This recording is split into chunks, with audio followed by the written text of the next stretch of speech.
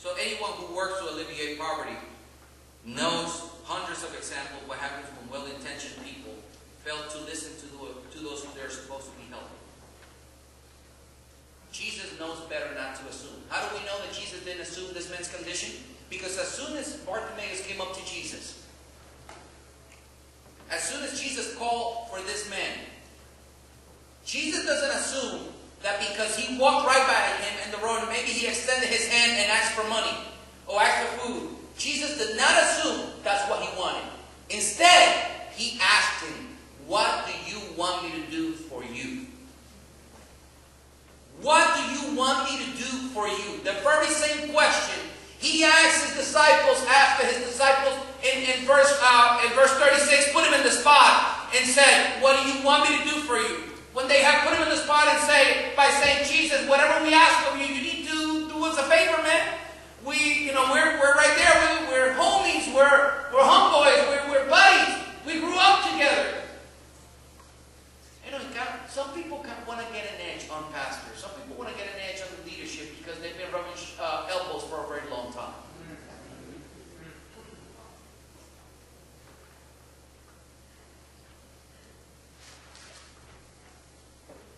In verse 51, verse 50.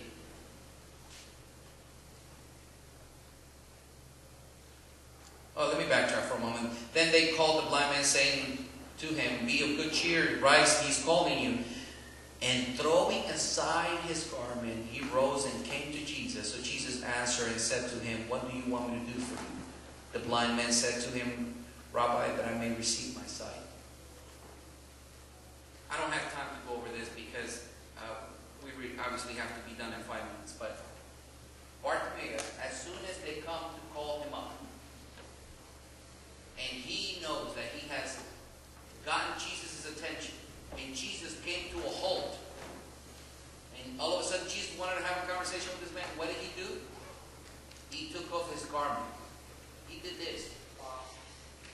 He took off his garment and he threw it aside, and he went up to Jesus. Why? Because that garment is the garment that identified him as someone who had no right to speak in society.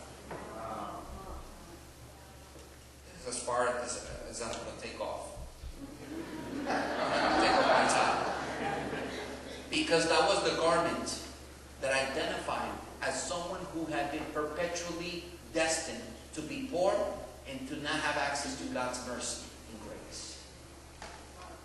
When he took off his garment, it's as if he was saying, "I know you heard me now.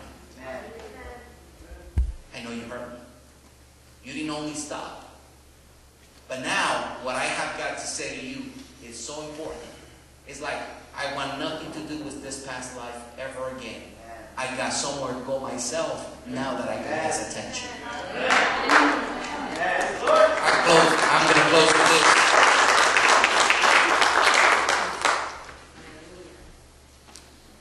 This crowd couldn't see exactly the need of Bartimaeus. They thought they knew. They thought all he needed was a meal for a day.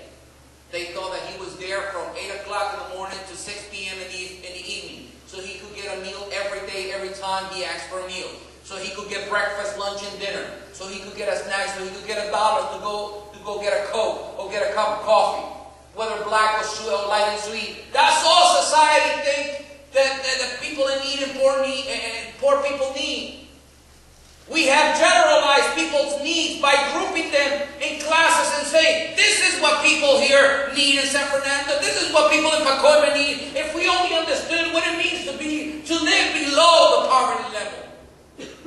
If we only knew what it means for a family of 4 to live under the poverty level, which is, I think it's somewhere around $15,000, $16,000 a year.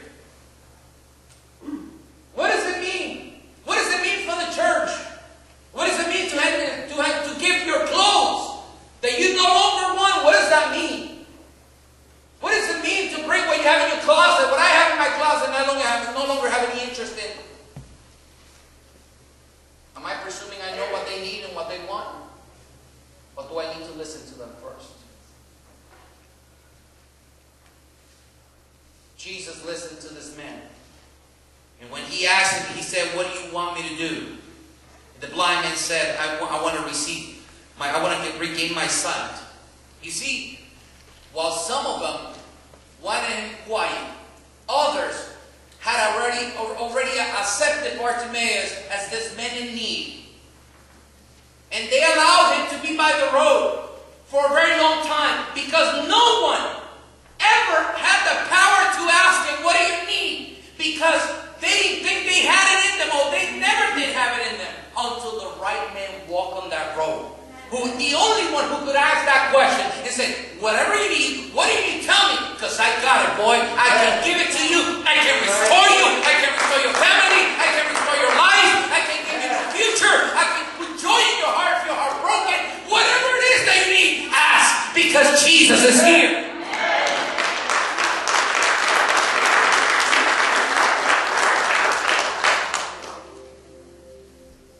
And now this man in need, this man who had no voice, this man who had nothing, quote unquote, to say, all of a sudden, instantly becomes a disciple of Christ. And instantly becomes part of the followers. And instantly begins to join the crowd and join in the same direction that Jesus was heading.